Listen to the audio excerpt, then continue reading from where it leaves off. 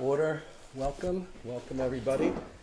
Special welcome, the new face here. I think we have our new district treasurer over there, Mr. Albert Corvino. Welcome. Welcome. Great to have you. Okay, and I know we've had, Dr. Kelly will go into this a little later, but I know we've had some transitions in the school leadership team. Really, from the board, we really want to thank the administration for stepping in where needed. I know that Ann Meyer has done a lot of great work, throwing in her weight behind the elementary school where we've needed it. Thank you very much. We don't take that for granted. We know it puts a bigger weight on your shoulders, but I think the school has continued to perform beautifully. So with that, I think we need a motion to accept the draft minutes of the regular meeting. Motion? Motion? Second. Minutes, right? I'm sorry? January 16th. Ah. January The workshop. Sorry, yes, 2 sets of minutes. The regular meeting on the 16th and the special meeting on the 25th. Let's do that one more time. Motion. Second? Second. Okay, all in favor? Aye. Aye. Excellent. It's all yours, Dr. Kelly. Thank you. Good evening, everybody. I wanted to just start off and acknowledge the great public service work of John Precinct, who is a longtime resident of the village of Bronxville, served on the Board of Education for 6 years from 2002 through 2008, including as vice president for 1 year and president for 3 years. We benefited from him greatly. We have board meetings on Thursdays now, not Mondays, and only once a month. So thank you, Mr. Precinct. Really a gentleman, a scholar, and always full of wise counsel. So I did want to acknowledge him this evening. We have some fun highlights from the schools. In the elementary school last week, the kindergarten students enhanced their learning about animals that hibernate through the Greenberg Nature Center's Animal Adventures program. Students had the opportunity to interact with a variety of animals, including chinchillas, a boa constrictor, I'm leaving out their actual names, a northeastern screech owl, and the program highlighted the biological needs of each of those animals. Our third graders visited the Jacob Burns Film Center, where they honed their focus on details within fiction and nonfiction texts, as well as characters and story sequence by analyzing 2 short films. Following the screening, students collaborated in small groups to create their own writing pieces, which were shared and celebrated in their classes. Although the Unmake a Bully residency has concluded, the elementary school is utilizing their PSAs that the 4th graders created and aligning them with the B3 assemblies. As a school, the elementary school viewed Miss Rainey's class's PSA on empathy, focusing on how to recognize when someone needs words of encouragement or additional support. The Harlem Wizards return on Sunday, March 16th. Tomorrow we get a preview when the elementary students will get a sneak peek with a few players when they visit and engage in interactive, humorous games during lunch. No coincidence that tickets then go on sale tomorrow evening. Student council in the elementary school is wrapping up the Valentine's for Veterans Drive this week. Students in kindergarten through 5th grade made handmade Valentine's Day cards that will go with their donations. In the middle school received official notification from the U.S. Department of Education, we think, that we have been nominated for a Blue Ribbon School of Excellence Award. So we have accepted that nomination. We'll be working together with Mr. McCora to submit that application, and we should hear later this spring. That would be the trifecta. Yes, exactly. Actually, second time for the middle school. So it's very nice. It's quite an honor. 8th graders enjoyed their traditional snowflake dance on January 24th. It was a phone-free dance. The students were terrific. They acted beautifully and they looked beautiful, and a good time was had by all. Special thanks to Lansing Martinelli, our middle school council chair, and the entire PTA for a fun and successful evening. Middle school continues to work toward the heart of the promise and living that. They welcomed Miss Rebecca Cross from the organization Guiding Eyes for the Blind for the entire school assembly. This organization works to provide seeing eye dogs for people who are in need. Rebecca shared her story about how she went blind as a high school student and the difference this organization made in helping her regain independence. Rebecca was joined by her seeing eye dog, Regal, and both demonstrated how they navigate the world together. The students saw a living example of resilience and courage. We still hear the students talking about this assembly. Earlier in the year, Mr. McCora was approached by 11th grader James Ney to partner with a grant that he received from the Bronxville School Foundation to publish a book. James had written Celebrating Veterans, and the goal was to begin a process of bringing some of these veterans in to speak with our sixth graders. The book has now been published and will be distributed to all of our sixth graders in an assembly after the midwinter recess. We have also had some veterans come in to speak with some of our middle school classes, and they will be continuing that throughout the spring.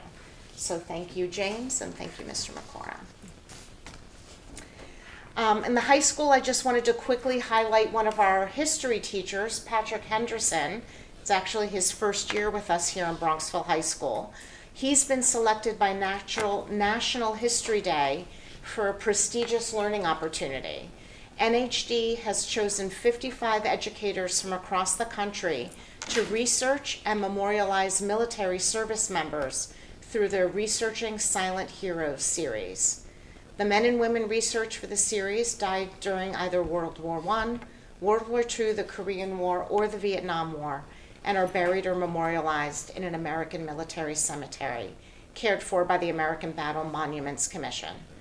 Patrick is researching Korean War service member, U.S. Army Corporal Richard Landgrand Henderson, and we're honored to have one of our high school faculty participate in this prestigious research. So thank you, Patrick. Now it's you. Kara, welcome. Thank you. So my name is Kara, and I'm here to share some updates from the high school from the past few weeks. So one of the biggest events was the Mamma Mia musical, and this happened last Thursday, Friday, and Saturday. I mean, it was a huge success. So the play was actually sold out on Saturday night, which was when I had planned on going. And then it was also successful for a few clubs that were raising money so French Club was raising money for their upcoming trip to Quebec City, Tassel, and then Social Issues Awareness Club. All high school students completed midterms 2 weeks ago, and the junior class has been selecting courses based on recommendations from their teachers and meetings with guidance counselors. With the start of the third quarter, there have also been several new mini electives, including how to start your own nonprofit and focus on China. So students meet once a week for half of X block to teach or learn about a topic that they find interesting. And these courses are taught by the student with the teacher to help them run and make the lesson plans. Last week, freshmen and sophomores competed in the National History Day competition, where teachers saw many outstanding projects, and 3 groups and 3 individuals from each category moved on to the regional competition. The junior class is currently hosting a clothing drive in partnership with the organization 914 Cares, which distributes these clothing donations to those in need in the local community. And the junior class is also having a volleyball tournament on March 5th to raise money, and that's open to all high school students. The senior English classes, so English 12 and AP Literature, are going to Broadway on February 28th to watch The Great Gatsby. And as a member of the girls' track team, we are competing alongside the boys to go to sectionals this Sunday and then state qualifiers the Sunday after. The ski team is also sending 2 athletes to compete in sectionals, and the squash team is competing in nationals next week in Philadelphia. The boys and the girls' basketball teams are also going into playoffs as we go into break. And so the boys had a game yesterday for Morgan's Message, which is an organization to raise awareness about the mental health of student athletes. And they won in an exciting game yesterday with the buzzer beater in the last 10 seconds. There have also been several de-stressor events for the junior and senior classes. So the seniors went on a bowling trip and had a Super Bowl de-stressor event earlier today. And the juniors will also be having a Valentine's Day de-stressor this Thursday with hot chocolate and donuts. And then finally, I know everyone is looking forward to the upcoming winter break this Friday. And that is all. Karen, do they actually call them de-stressor events? They do, yeah. I like Yeah. that. Okay. Yeah. Thank you. Thank you so much. Thank you. Thank you.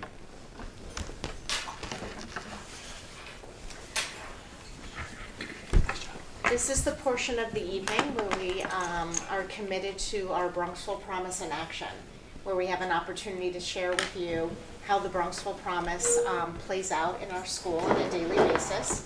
And this evening, I've asked Rakia Adams, our elementary school principal, to introduce the Bronxville Promise in Action, innovation, specifically creativity,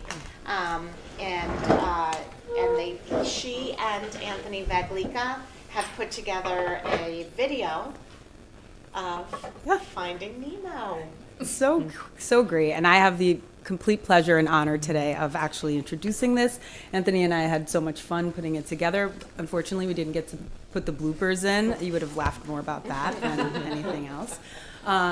But in this, you will hear from Hannah Geiling, the elementary school play director this year.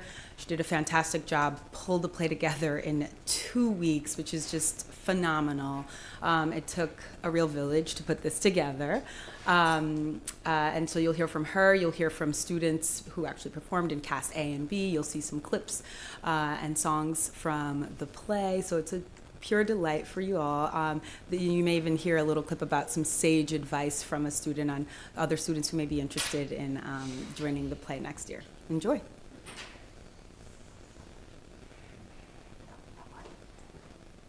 School chorus teacher. This year. Hello, my name is Hannah Geiling, and I am the Bronxville Middle School and High School chorus teacher. This year, I also had the pleasure of directing the Bronxville Elementary School play run through our VASC program. This past month, over 150 Bronxville Elementary School, Middle School, and High School students worked together to prepare and perform Finding Nemo Kids. Finding Nemo tells the story of a clownfish named Marlin and his forgetful friend Dory as they venture across the ocean to find Marlin's son Nemo in Sydney, Australia. This is a story about love, dedication, and adventure. It is our hope that Finding Nemo inspires our students to explore the world around them and to believe in their own abilities to achieve the extraordinary. Throughout the rehearsal process, I couldn't help but think of the many ways our students lived the Bronxville Promise in action. We witnessed student leadership that inspired others to grow. Our students thought critically about their dramatic choices on stage and reflected on our rehearsal process, with the goal of always improving our production together. We built an intergenerational community of students, family members, and staff members, which only led to our collective success. Innovative creativity is at the heart of a musical theater production. During Finding Nemo, our students took creative risks on stage and off stage with our technical aspects of theater. We are so proud of our students and the work they accomplished. Of course, this production couldn't have been possible without the help of our dedicated and incredible PTA and parent volunteers. Will Fulton and Lindsay Johnson from our Basque team, our Basque directors Anthony Vaglica and Laura Matthews, our school liaison Emma Sheehan, our security and maintenance staff, including Victor Brenny, and of course our Board of Education, Dr. Rachel Kelly and Miss Ann Meyer. Please enjoy a few clips from Bronxville Elementary School's production of Finding Nemo Kids. Good day, mates! Welcome to Sydney Harbor. I'm Nigel. I'm Britt. Taylor. Jen. Erwin. We Pelicans are here to the big blue world. We're gonna go explore in the big blue world. We've never seen before. We're lost waiting out there. We can never know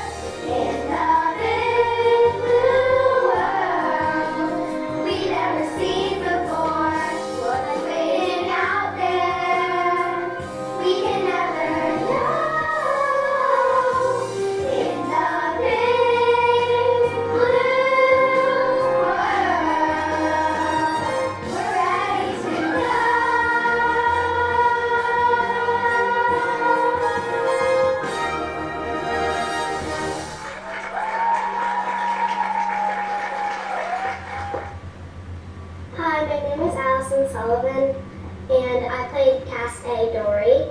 I overcame the challenge of breaking my finger the day before, and I was so proud of myself because I still got to come to the performance and play Dory. Hi, my name is Anastasia Losopoulos, and I played Marlon in the elementary school play Finding Nemo. My advice for older kids who want to do the play next year is to not be afraid of taking a risk. Hi, my name is Emma Skinner, and I played the role Tiller in the elementary school play Finding Nemo. The most memorable part of the play was probably seeing the play come together in only 2 weeks. Hi, my name is Luke Lovell. I was anchor in the elementary school play Finding Nemo, and I chose to take part in the play because I was excited to perform for the audience. Hi, my name is Nina Rollman, and I played Nemo in the Finding Nemo elementary school play. With the Bronxville Promise, I connected to leadership because the role I played was a lead role. Hi, my name is Allie Paisley, and I play Caspi Dory in Finding Nemo. My favorite part was probably at the ending when everybody took their bows and the audience congratulated us for all our hard work.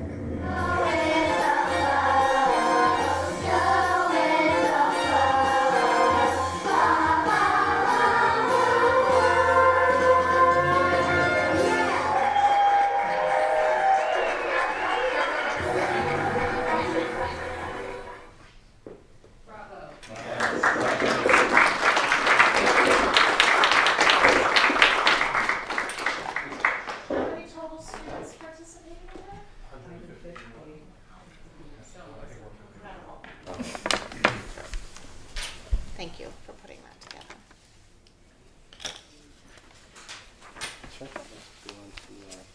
So, the board had an opportunity to review a draft calendar for next year, the 25-26 school year. This is a second reading, if you will. We didn't receive much feedback, certainly anything that resulted in changes for next year. So you have before you a draft calendar that I'd like you to consider for next year.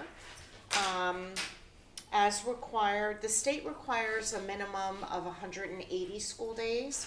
Our students go to school 182. And then with the 4 superintendent's conference days, there's a total of 186 days on this calendar. Pretty straightforward. We have the 2 conference days prior to Labor Day next year. We were able to do that based on negotiations, so that worked out well. There's Rosh Hashanah in September, Yom Kippur and Columbus Day in October. November, there's Veterans Day, and we've connected that to a superintendent's conference day, so that allows a 4-day weekend. That's a nice time of year for juniors and senior families to visit colleges. Of course, Thanksgiving. During the winter holiday, given the way the calendar works, it will be a complete 2 weeks again. We have Martin Luther King Day. We have the week in February, which does include the Lunar New Year, which is now a required holiday in New York State. A superintendent's conference day in March, and then our spring recess, which encompasses both Passover and Easter. We have Memorial Day in May. Nobody should be going away because we have the PTA. Beautiful Memorial Day celebrations. And then in June, another state required holiday, Juneteenth, and then the Regents Rating Day. So, any questions on that? Any questions? Okay, I get a motion to approve? Motion. Second? All in favor? Aye. Aye. Okay. Passed. And then real quickly, we have the personnel agenda items. We've had an opportunity to discuss them in executive session. Another welcome to Alfred. Albert. This is live for BT. His name is Albert. Sorry. Albert Corvino, welcome. We were very pleased to have you in the mix. You impressed the interview committee. with your degree in public accounting and then the 9+ years most recently being a supervisor accountant. You've spent auditor, you've spent time in lots of public schools, municipalities, and I think we'll really benefit from that. So we appreciate that you're here tonight and that the board is considering your appointment this evening. We also have our interim elementary school assistant principal on the agenda this evening, Eileen McGuire, seasoned retired elementary school principal. We are already benefiting from her presence here, and it's only been 3 days. So we're very pleased to welcome her. You see before you a number of leaves, as well as how that may affect some stipends for curriculum leaders, team leaders, and teacher mentors. We also have one revision to the spring athletic roster, and that before you is items A through O. I'm happy to take any questions. Any questions, Dr. Kelly? Okay. Motion to approve action items? Motion. Second. All in favor? Aye. Aye. Okay. Thank you. Congratulations. Welcome. Congratulations. Yeah.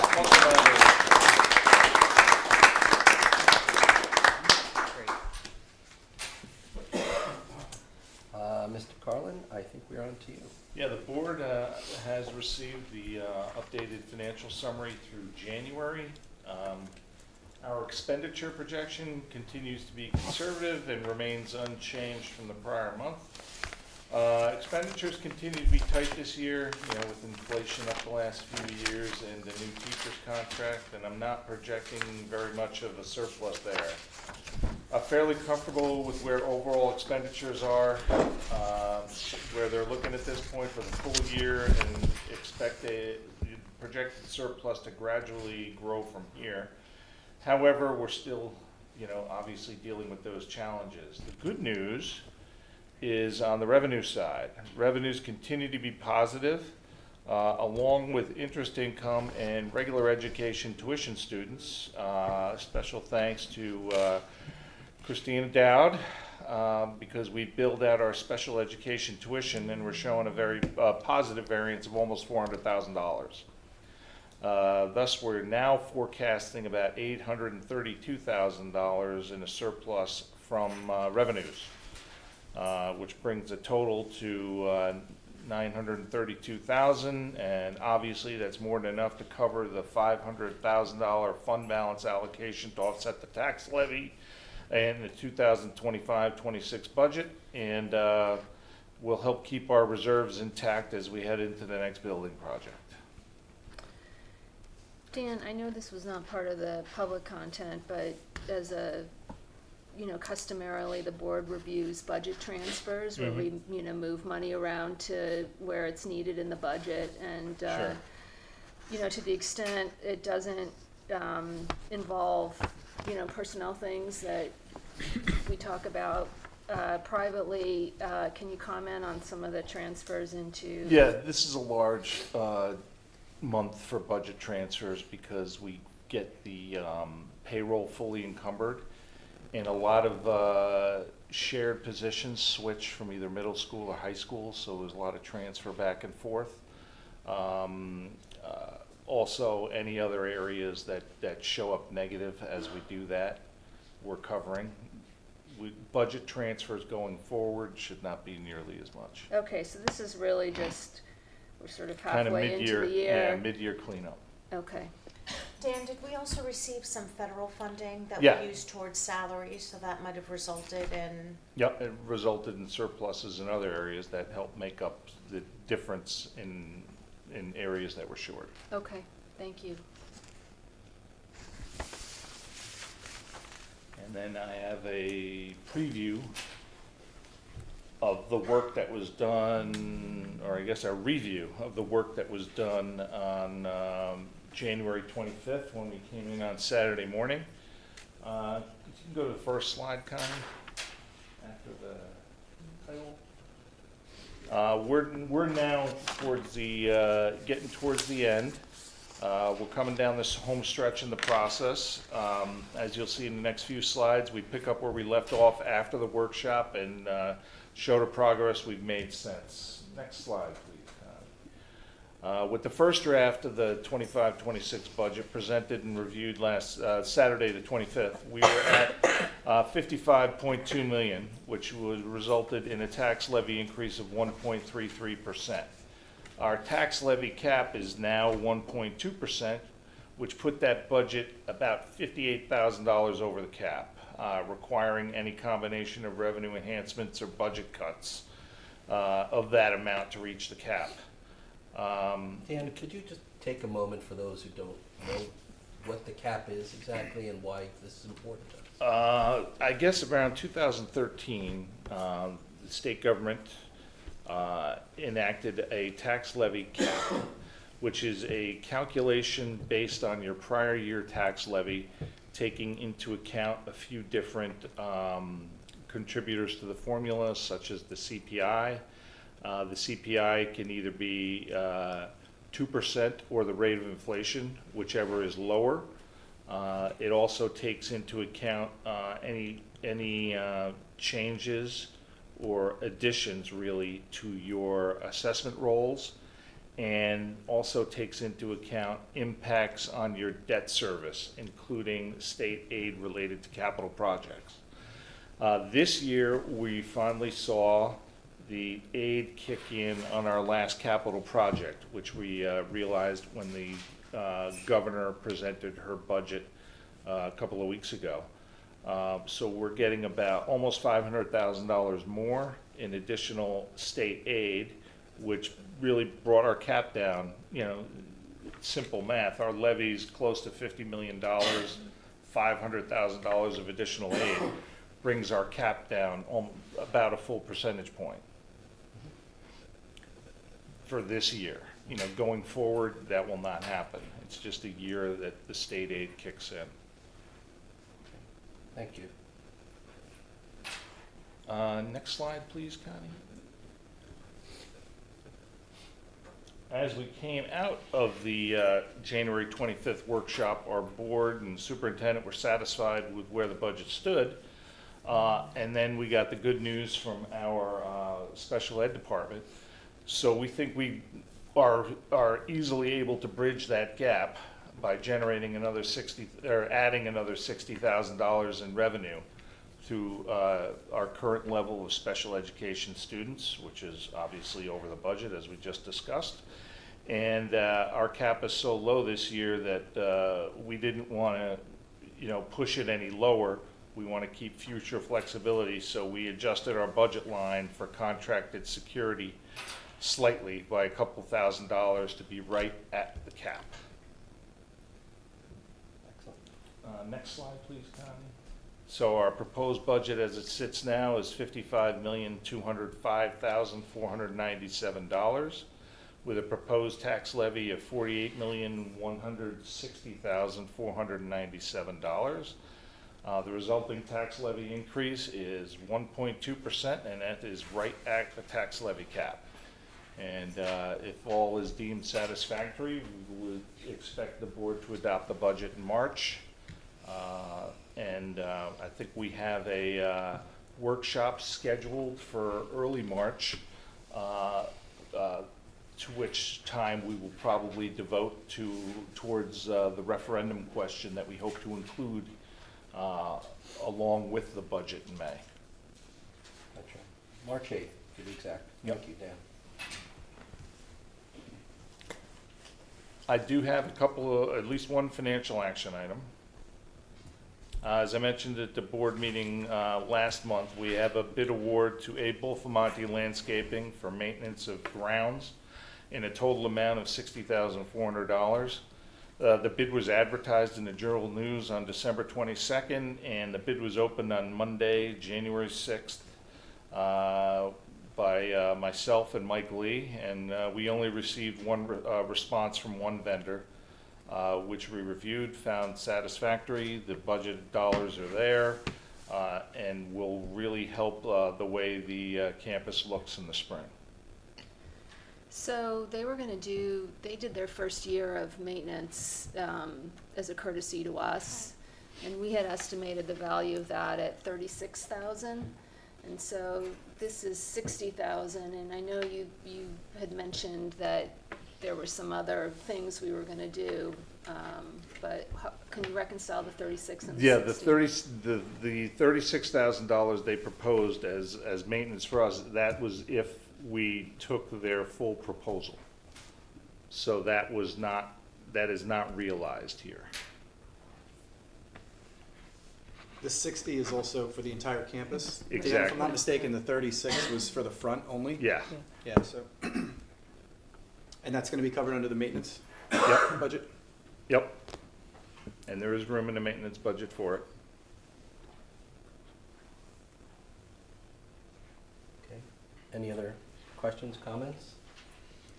Are they working on stuff that previously we were outsourcing or handling in-house? Like, is there any net Frankly, they're savings working on a lot of stuff we never really got to. we just didn't do? Which is, you know, a lot of the weeding, because we have one guy, really, who's devoted full-time to outdoor maintenance. And he gets wrapped up in a lot of athletic stuff, you know, lining fields, setting up for games, taking down from games. So this is, a lot of this never really got done, and, you know, we weren't the best caretakers of the grounds. You know, there were times over the summer where weeds on Meadow Avenue, specifically, would almost be waist high. It was bad. So it's not replacing It's any- not replacing, it's really. It's all additive. It's additive, but it's really allowing us to focus our maintenance people on maintenance jobs, on taking care of a larger building after the last building project, and also taking better care of outside. Okay. And do we have any kind of a commitment from Bofamonte about future increases to that 60? We would bid it again over So- the summer. This just covers the period from now through June 30th. Oh, and so then- it's, Yeah, and then we would bid it again probably over the summer. so what will For it be next for year. the fall and the spring? Don't know, we'll find out next summer when we bid it. Dan, was that the reason we didn't get other bidders, because it was such a short window? I don't think so. I think the fact that we're such a small school, Oh, I'm surprised. Some people ask for information, right, and then yeah, never bid it, like a we had couple somebody people up asked in for Rockland information County and and they just didn't didn't bid it, yeah. respond. Is it possible that it's gonna be twice that to do the fall and the spring? I wouldn't think twice that amount, but it could be about $100,000, wouldn't surprise me. You know, Mike Lee and I will discuss that, and if we can fit it in our budget, we'll do it, and if we can't, we'll find a different avenue. Okay, you would, and this is not adding other plants or other new elements to the grounds, this is strictly maintenance? Yeah, of this is what we strictly have. maintenance. Okay. All right, other questions, comments? All right, I get a motion to approve the new landscape maintenance contract. Motion? Second? Not me, sorry. Second. All in favor? Aye, okay.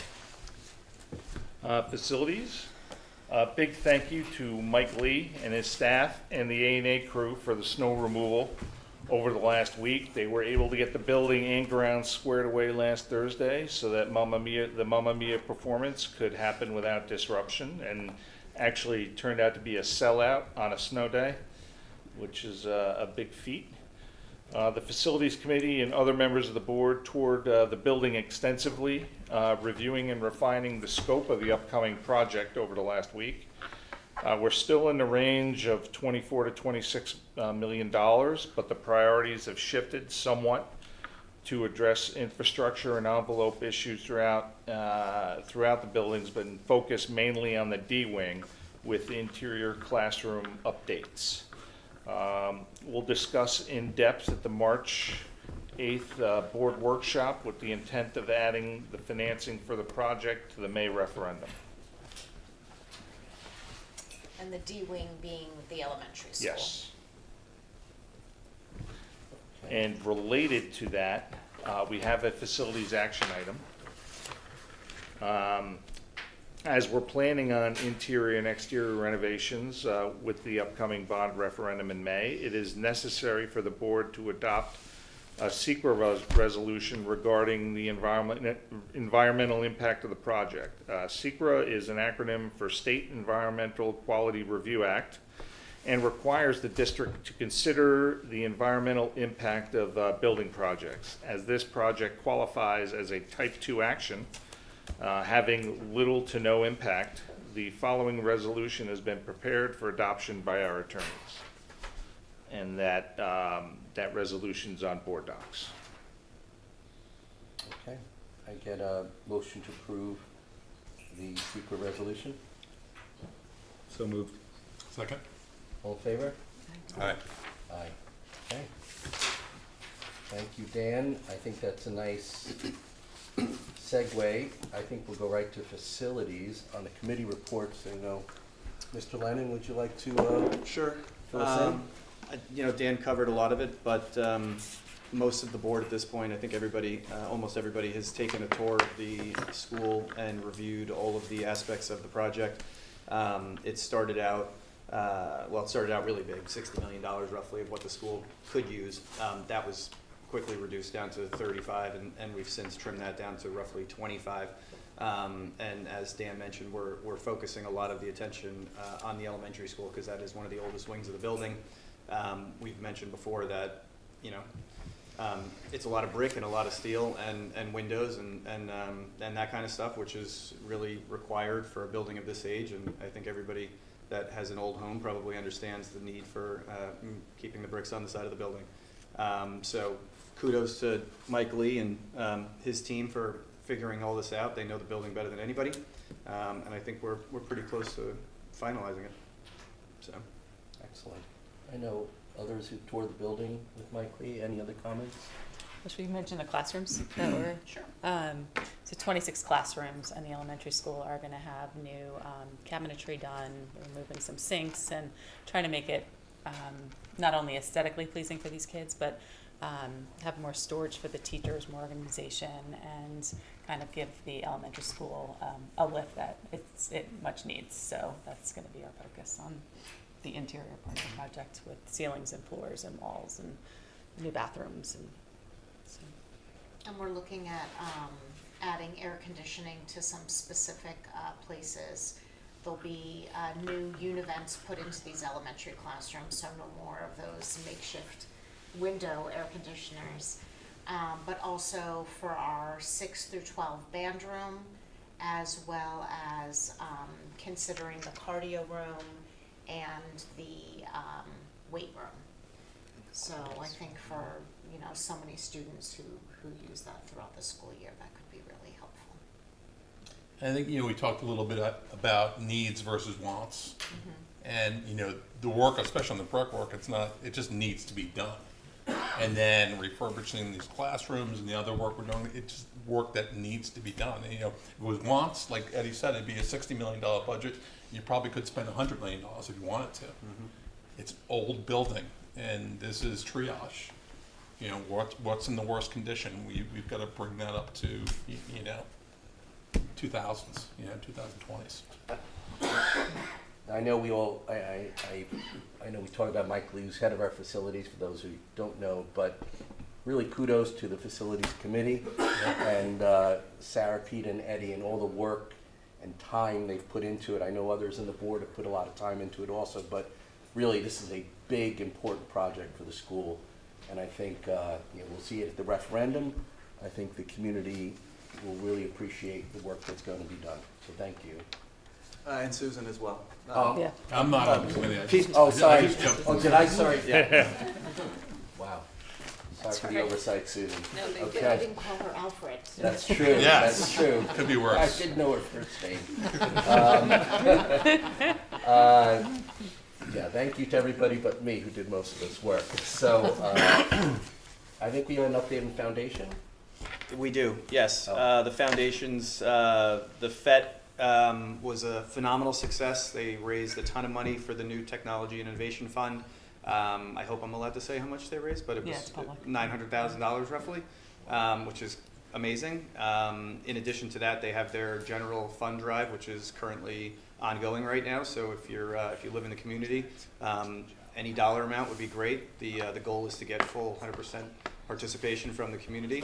The board has fully committed, as has the administration. So thank you to all of you folks out there.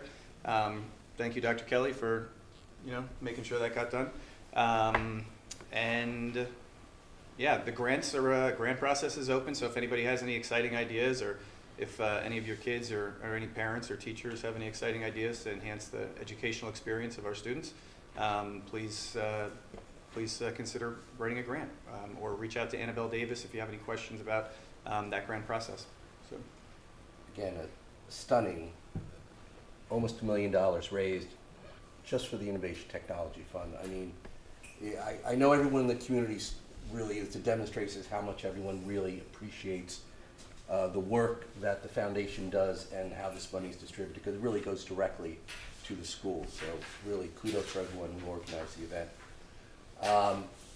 Any other comments on committees, boards? Okay. I think it's time for public comment. Do we have anyone on the line? No. Fantastic. No one in the room? Okay. 7:51, pretty good. All right, we call motion to adjourn. second. All in favor? Aye. Aye. Welcome again, Albert Corbino. We're done. When did you get the apple? You know what? It's always very difficult to use it. I mean, just imagine I haven't been using this thing. I've been so sick. Such a nebulous.